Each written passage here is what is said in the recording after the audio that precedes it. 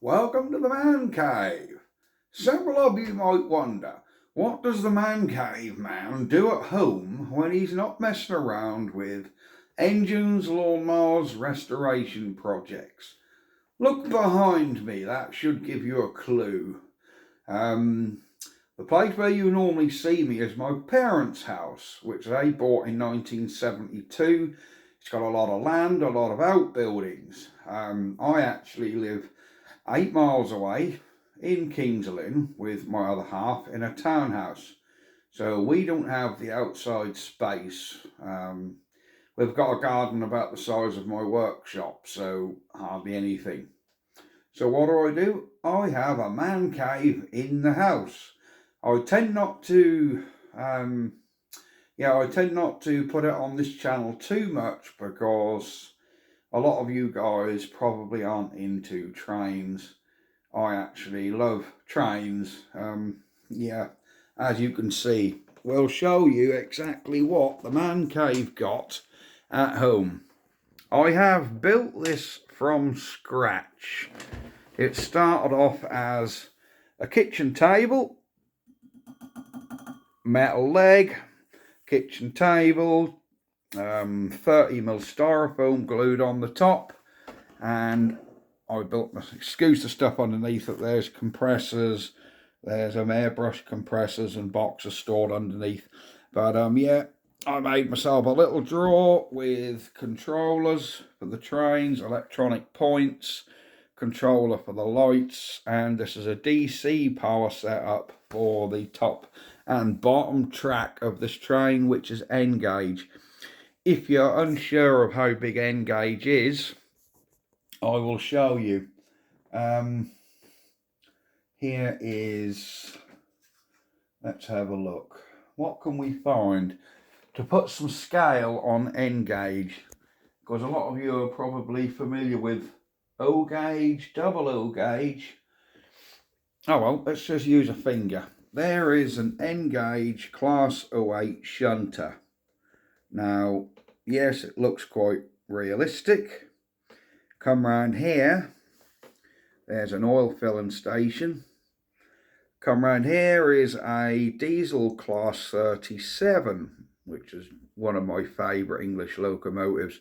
The distinctive sound of that 1600 horsepower 600 diesel was unbelievable. But yeah, so for scale, there's my finger. That is N gauge. That is how big an N gauge locomotive is. So it's not even as long as my index finger. N gauge is small.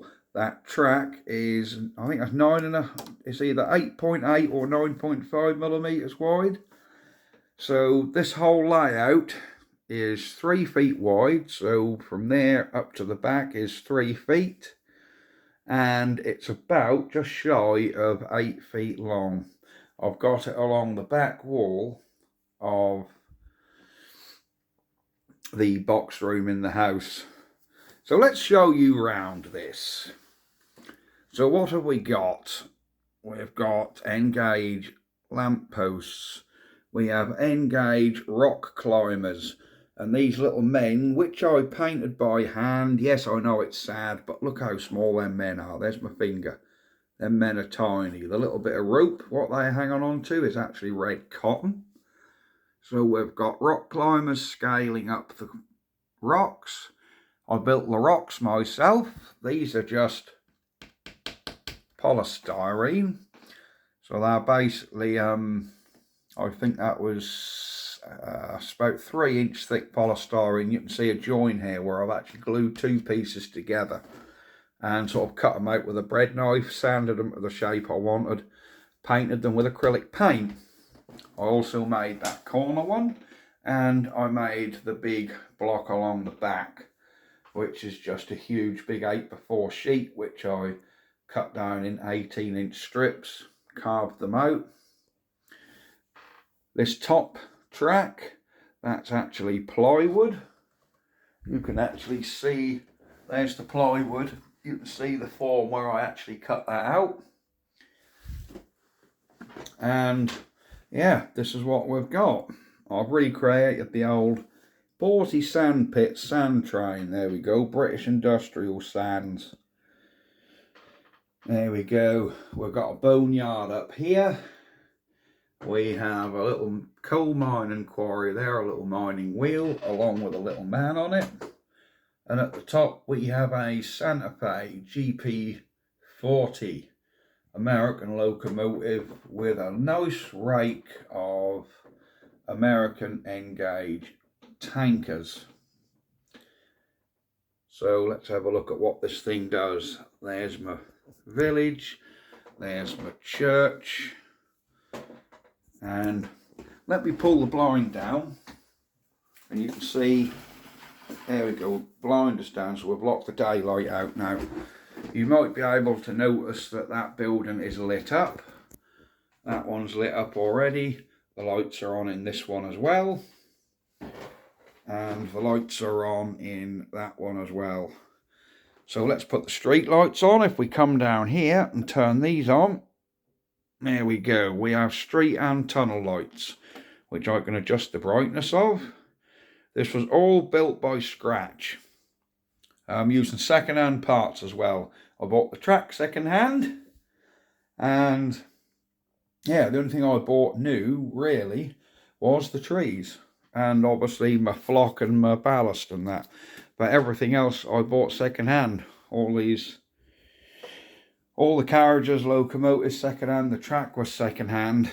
The buildings were all second-hand. I had to build some of these buildings out of kit form. So this is what Mancave does at home. Let's set these bad boys going. So if which one are we going to set going first? Let's get this class 37 going first. So if I just turn the little knob under here, off he will go. There we go. And he will then go through his tunnel. So he's going. Top one's still not moving yet. You'll see the 37 going through that back tunnel. There he goes.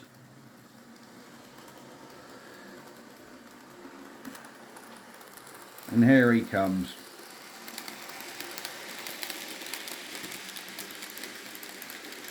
So this is what Mancave does at home. Let's set the top one going now. There's the GP30. You'll see his cab lights come on. There we go, cab lights on, and off he goes. And the GP30 is going as well.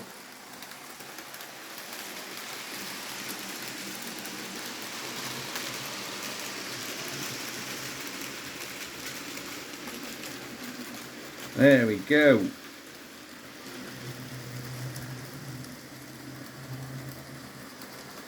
Yeah, so this is what Mancave gets up to at home.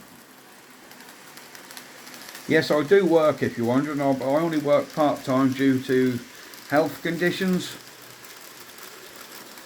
Yeah, I do a few hours each day, but due to health conditions I have lung disease and hypothyroidism, so I can't do too much at once before I get quite tired, so yeah, I only work part-time. That's why I have a bit of time to do my videos. So there we go, this is what Mancave gets up to in his spare time.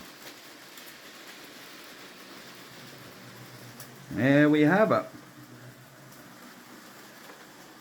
Please, if you're not into trains, skip through this video. It's really not going to be for you.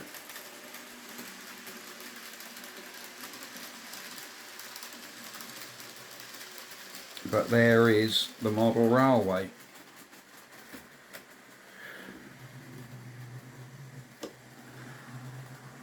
Where's the 37? Here he comes. Right, let's shut him down. There's the other one. We stopped him in the tunnel. We'll stop him in the tunnel. And there we go. Nice gradual stop for a DC setup. So right, that's what Mancave does at home. So I'm now going to post some videos on the back of this of me going out to see full-size ones of these. I went and saw 2 this afternoon. They're going to be there, so we'll show you them after this clip. So bear with it about, I don't know, 15-20 seconds, and then they'll be on. If you don't want to see them, end the video now. Right, ta-da guys, hope you enjoyed it. Bye bye for now.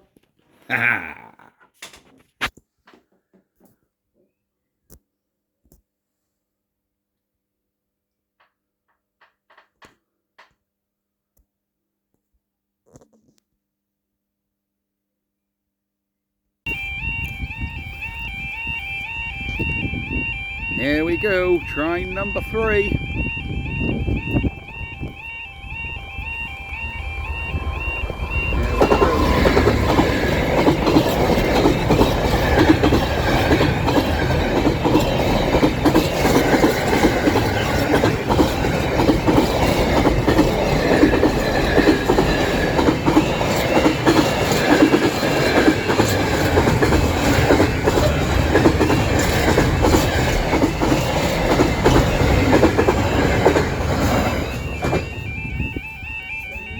There we go. That did some serious shaking of the track there. Awesome stuff. Right, I'm going back to King's Lynn now. It's too wet for this. I shall be back here on a nice day though. Right, bye bye for now. Right, back at Barway Sidings between Ely and Newmarket. About 5 miles out of Ely. 4L13 is now coming. Ugh. Where is he? I just see the crossing has gone down up there, look. Barriers are down. Cars are stopping. There we go. Bit of a waiting game, but here he comes. I can hear him. I can hear him, here he is.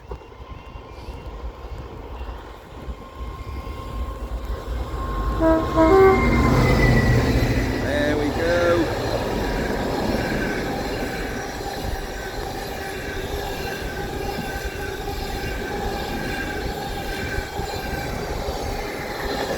On his way down to Felixstowe Port.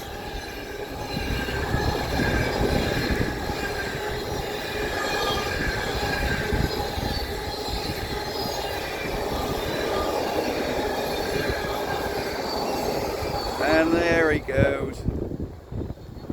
Excellent stuff.